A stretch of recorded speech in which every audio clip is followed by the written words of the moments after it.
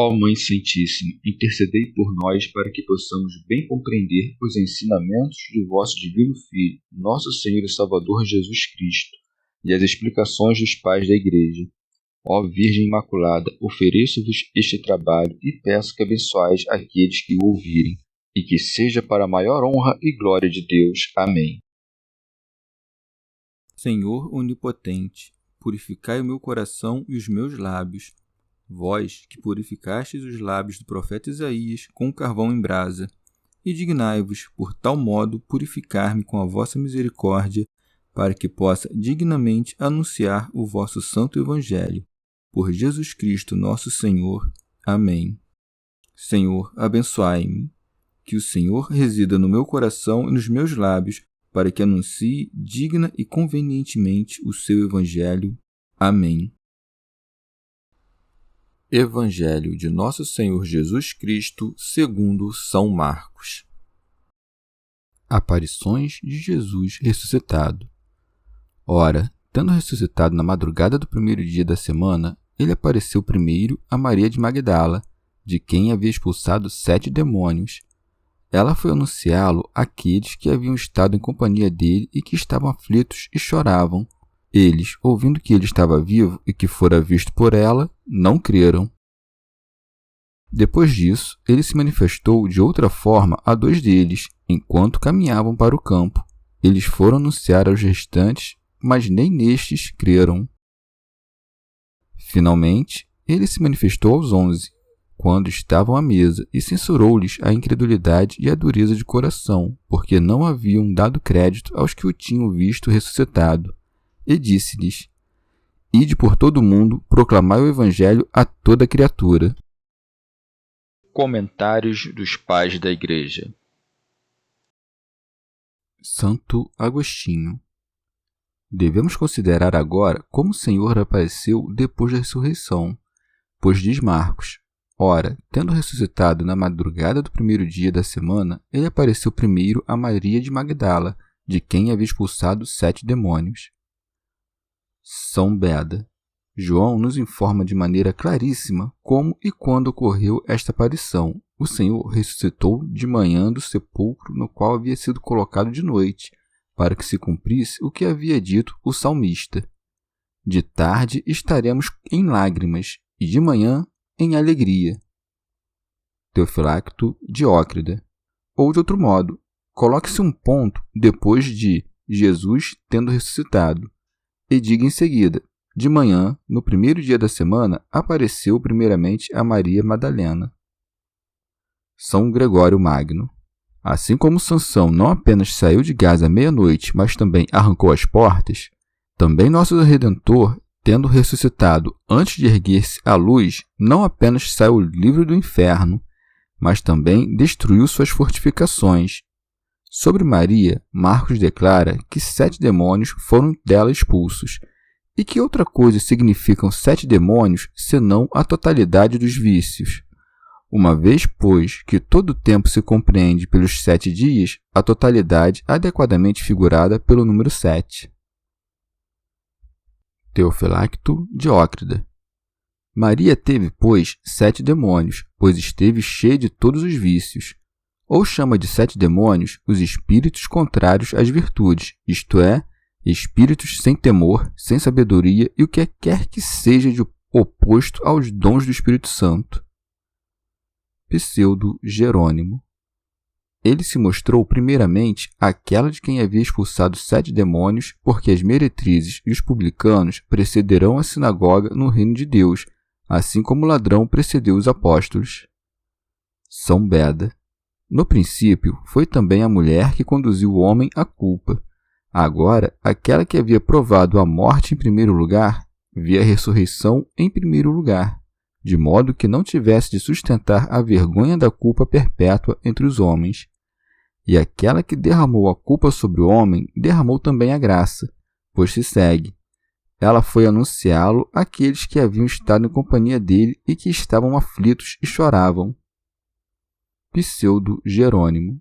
Choram e se afligem os que ainda não viram, mas depois de não muito tempo serão consolados. pois são bem-aventurados os que agora choram, pois serão consolados. São Beda. Convenientemente se recorda que esta mulher, que anunciou a alegria da ressurreição do Senhor em primeiro lugar, foi curada de 7 demônios, para que ninguém que faça penitência de modo digno desespere do perdão do que cometeu, e para que se mostre que, onde abundou o pecado, superabundou a graça. São Pedro Crisólogo. Maria faz o anúncio, não levando mais a mulher, mas a igreja, de modo que, como acima a mulher estava calada, aqui ela anuncie e fale. Segue-se. Eles, ouvindo que estava vivo e que fora visto por ela, não creram. São Gregório Magno. O fato de terem os discípulos acreditado tardiamente na ressurreição do Senhor não foi tanto a sua fraqueza quanto, por assim dizer, nossa futura força. Pois, enquanto duvidavam, a própria ressurreição lhes foi mostrada por muitos argumentos. E quando, lendo sobre ela, reconhecemo-la, por qual outra coisa somos consolidados na fé, senão pela dúvida dos discípulos? Segue-se. Depois disso, ele se manifestou de outra forma a 2 deles, enquanto caminhavam para o campo. Santo Agostinho. Sobre estes 2, dos quais um era Cleófas, Lucas narra o episódio de modo completo, mas Marcos o resume de modo breve, pois aceitamos, de modo não absurdo, que aquela aldeia de que fala Lucas pode também ser chamada de Quinta, e nos manuscritos gregos encontramos mais vezes a palavra campo do que quinta. De outra parte, não se costumam apenas chamar pelo nome de campo as aldeias, mas também os municípios e herdades fora da cidade, que é como uma capital para as outras. Já o que diz Marcos, a saber que o Senhor mostrou-se sob outra forma, é explicado por Lucas pelo fato de que seus olhos estavam como que fechados, de modo que não o reconheceram. Permitiu-se, com efeito, que algo permanecesse em seus olhos até a fração do pão. São Pedro Crisólogo. Mas que ninguém pense que Cristo, com a ressurreição, mudou a forma de seu rosto, mas muda-se a imagem quando se passa de mortal a imortal, de modo que o rosto adquiriu a glória, não perdeu a substância. De outra parte, foi visto por 2 homens, pois dá-se a entender que a fé da ressurreição se deve pregar a 2 povos, os gentios e os judeus. Segue-se. Eles foram anunciar aos restantes, mas nem nestes creram. Que devemos compreender do fato de Marcos ter dito que foram anunciar aos outros, mas não creram, enquanto Lucas afirmou que diziam: na verdade, o Senhor ressuscitou e apareceu a Simão, senão que ali havia outros que não queriam crer. Teofilacto Diócrida. Ele não diz isto sobre os 11 apóstolos, mas sobre alguns outros, que chama de os restantes. Pseudo Jerônimo. Em sentido místico, compreende-se que a fé aqui trabalha conduzindo a vida ativa, mas que lá reina com segurança na visão contemplativa. Aqui vemos a imagem pelo espelho, lá veremos a verdade face a face. Por esta razão, mostrou-se sob outra forma aos que caminhavam, isto é, aos que trabalham.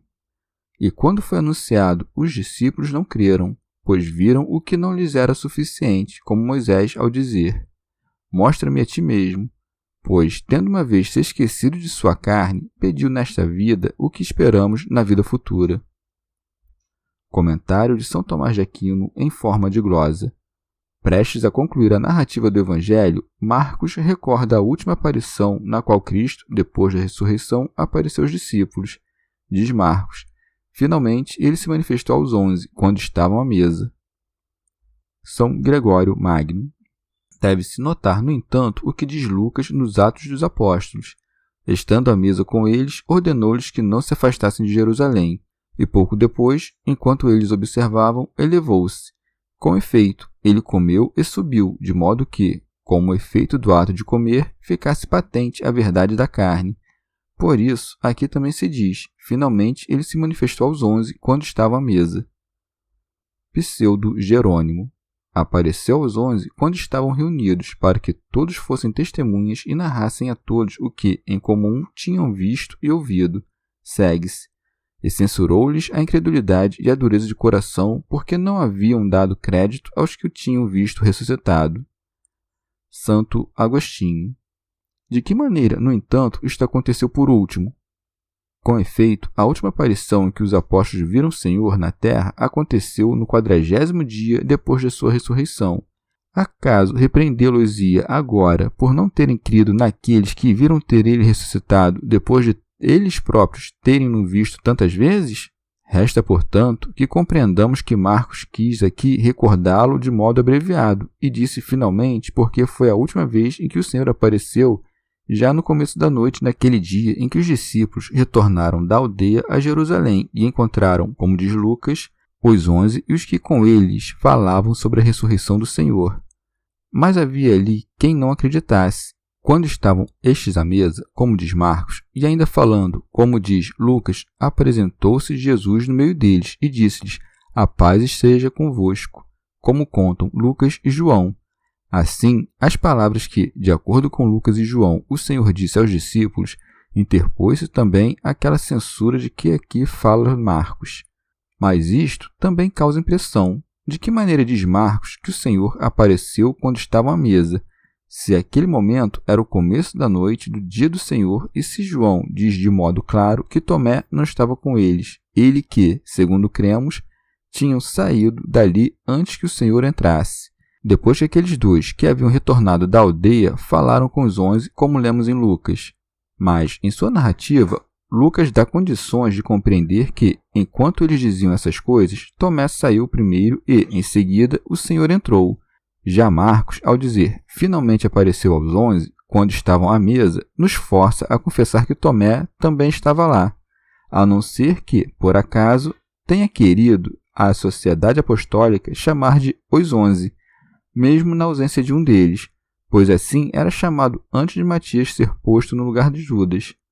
Ou, se isto for duro de aceitar, compreendamos que, depois de muitas aparições, apareceu finalmente aos 11 quando estava à mesa, isto é, no mesmo 40º dia, e que, uma vez que estava prestes a subir aos céus, para longe deles, quis censurar-lhes ainda mais por não terem acreditado, antes de vê-lo, nos que souberam ter ele ressuscitado, uma vez que, depois da ascensão, também os gentios, que não tinham visto, iriam crer nos pregadores do Evangelho. Com efeito, depois desta censura, diz igualmente Marcos, e disse-lhes: "Ide por todo o mundo", e logo em seguida, o que porém não crer será condenado. Ora, os que iriam pregá-lo não deveriam ser os primeiros a ser repreendidos por não terem crido antes de verem o Senhor naqueles aos quais ele havia aparecido em primeiro lugar? São Gregório Magno. O Senhor também censurou os discípulos quando os deixou fisicamente, para que as palavras que dissesse quando se afastava permanecessem mais firmemente gravadas nos corações dos que o ouviam. Pseudo Jerônimo. Censurou a incredulidade para que em seu lugar viesse a credulidade. Censurou a dureza do coração de pedra, para que em seu lugar viesse um coração de carne e cheio de caridade. São Gregório Magno. Uma vez censurada a dureza deles, ouçamos o que disse, em tom de admoestação. Segue-se, pois: "Ide por todo o mundo, proclamai o Evangelho a toda criatura." Pela expressão toda criatura, dá a entender ser humano. O homem, com efeito, tem algo de toda criatura. Com a pedra, tem em comum o ato de ser, com as árvores, o viver, com os animais, o sentir, com os anjos, o inteligir. Quando, pois, o Evangelho é pregado somente ao homem, é pregado a toda criatura, pois ensina-se aquele em função do qual tudo o que há na terra foi criado, e ao qual, por uma certa similitude, nada é estranho.